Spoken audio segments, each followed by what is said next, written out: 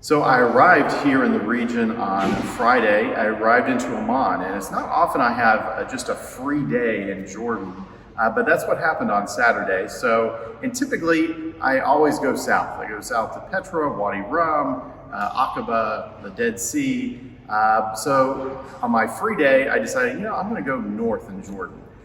So I went up to Qais, which is the Decapolis city of Gadara, and you can see some of the pictures here from Qais. Did a little adventure walking through a tunnel that dates back to just after the time of Christ.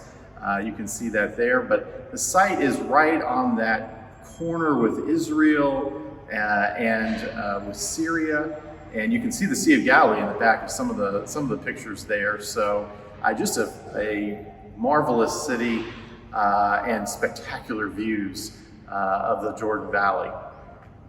Then I stopped at Ajloun, which is a large fortress built to defend that part of the world against the Crusaders who were coming. So the fortress at Ajloun was built in the 12th century.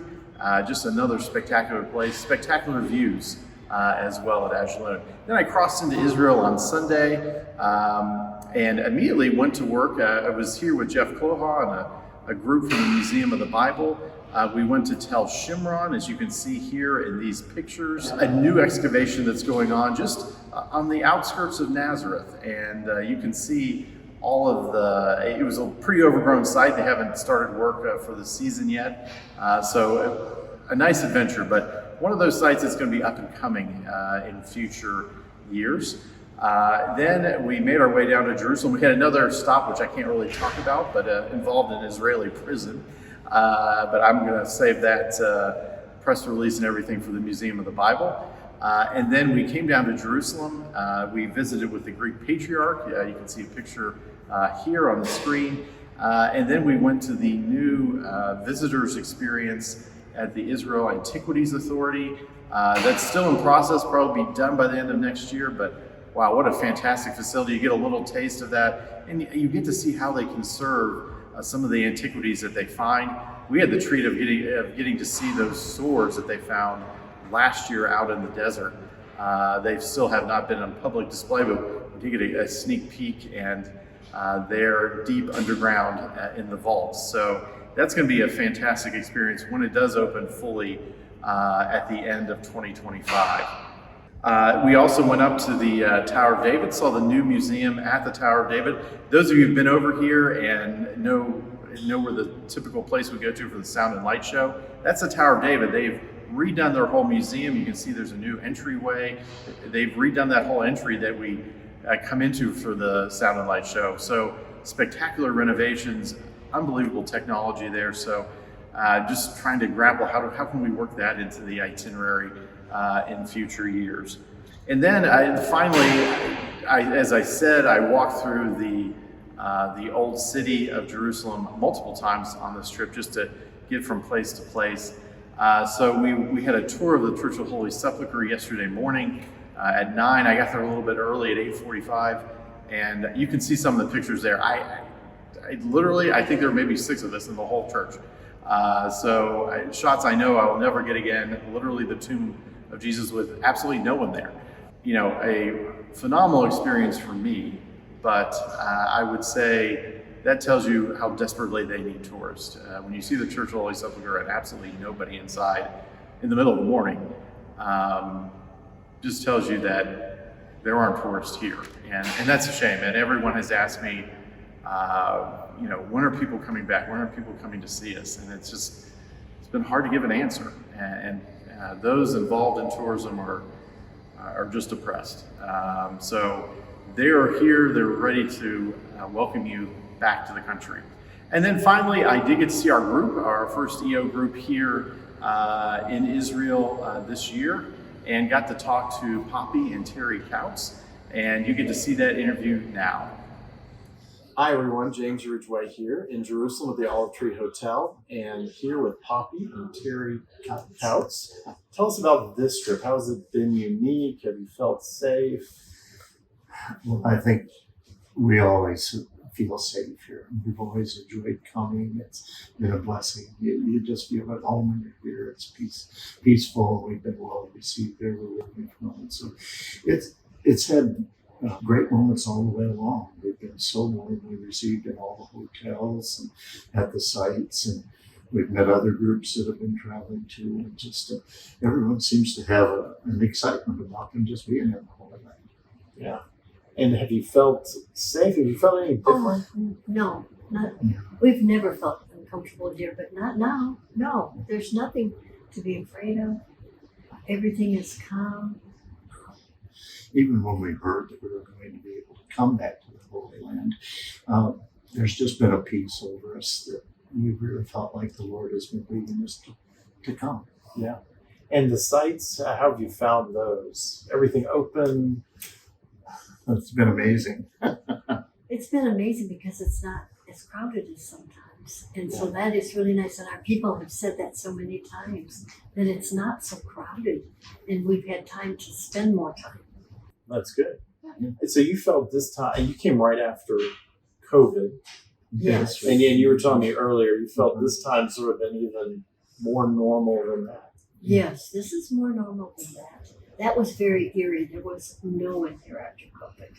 Yeah. And so this has not seemed out of the ordinary, except that a few less people. Yeah, talking at dinner with some of the group, they all seemed, I don't know how you want to say this, but they were particularly interested in Bethlehem and how they were going to feel in Bethlehem, in the West Bank. So it was wonderful.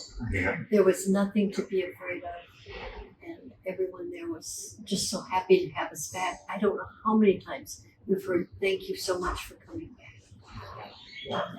Well, we appreciate your leadership and staying the course and continuing to come and blessing the people here, of course. And that's so important But because they're such a blessing to us, to see how strong they are in their faith.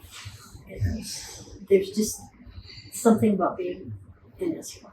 It's just, you never read your Bible the same, ever. It's worth coming. It's a wonderful experience. well, thank you for being a shepherd for so many of your folks here. And how many did you have this time? 16. 16. Mm-hmm. Yeah.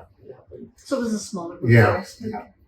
As I said, there was just peace that's come over us since we heard the country was open to tourism again. And we've appreciated so much the support we've gotten from EO and setting it all up and getting us here. And it's been a real privilege, and we just thoroughly enjoy just talking to the people who are here. They're so warm. It's just fun to be with them. Well, it's been nice for me to be with your group this evening. I will say that I prayed a lot before we came, that God would close the door. I didn't think I wanted to come this early. And I prayed that He would close the door if it was not safe for us. And He did not close the door. In fact, the door just kept widening. So I think we were supposed to be here, and it's just been marvelous. Well, you've been a great testimony for everyone here, and that's really important for the Christians here and everything. So thank you for that. Yes, thank you. It's a pleasure.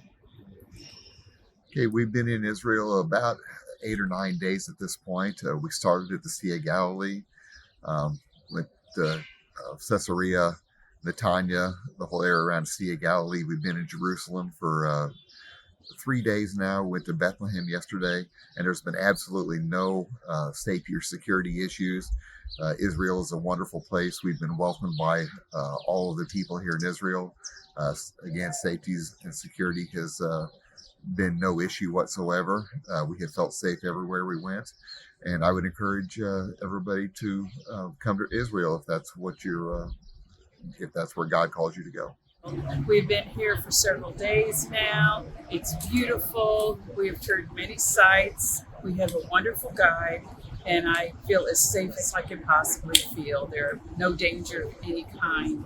And if you're going to come, I encourage you to come soon, because right now the crowds are way down from when I was here 10 years ago, and the waiting lines are slower, and you will see way more things than what you will see if you have to wait in line for a long time to see those sites. So please come.